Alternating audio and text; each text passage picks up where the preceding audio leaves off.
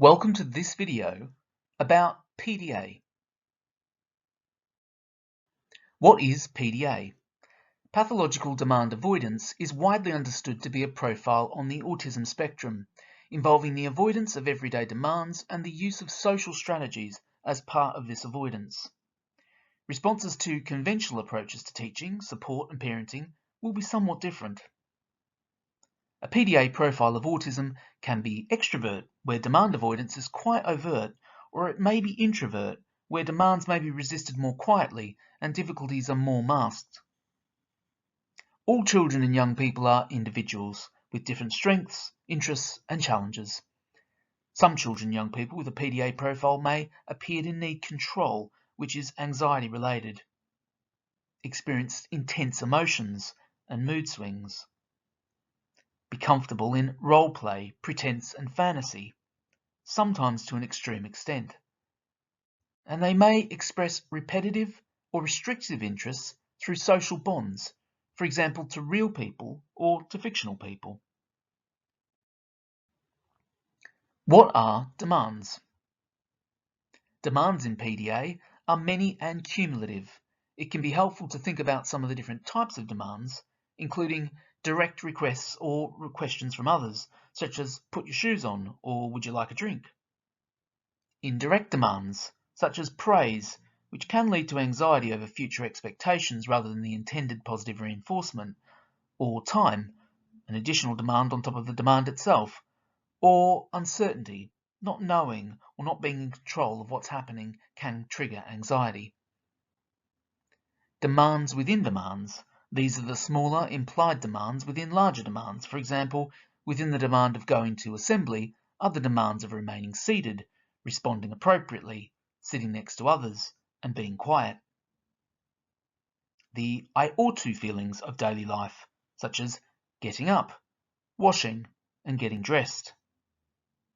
And internal physiological demands, such as needing to eat, drink, sleep, and go to the toilet.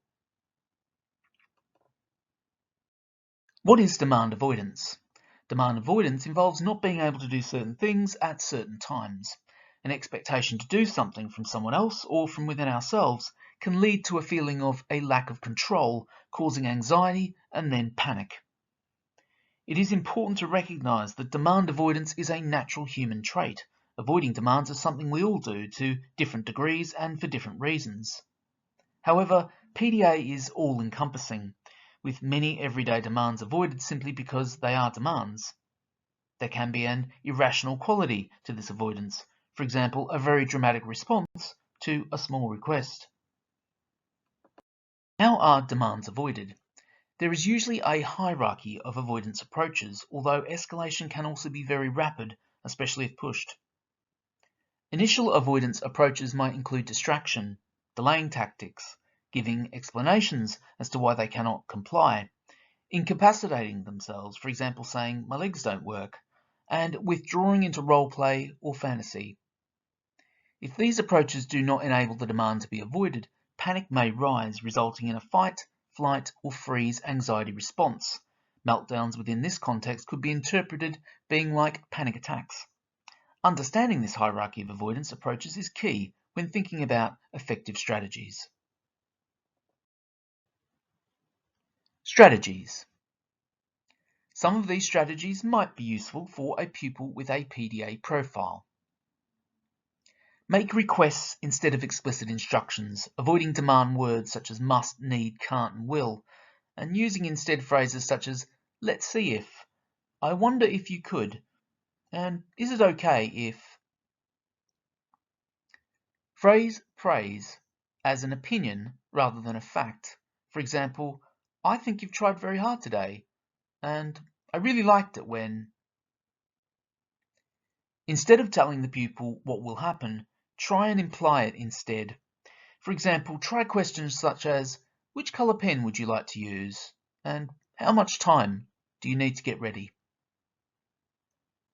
When a demand is more pressing, explain why the demand is necessary and depersonalize it. For example, there is a fire alarm, we all need to leave now so that we don't get hurt. Use indirect communication, such as visual prompts and telling someone else the same thing within their earshot. Turn a task into a game or challenge. Say you can't remember or can't do something and ask the pupil for help. This is an indirect way of engaging them in an activity. And use humour to reduce the perception of demands. This is the end of this video. You can view more videos on this channel in the About series, including other About Autism videos.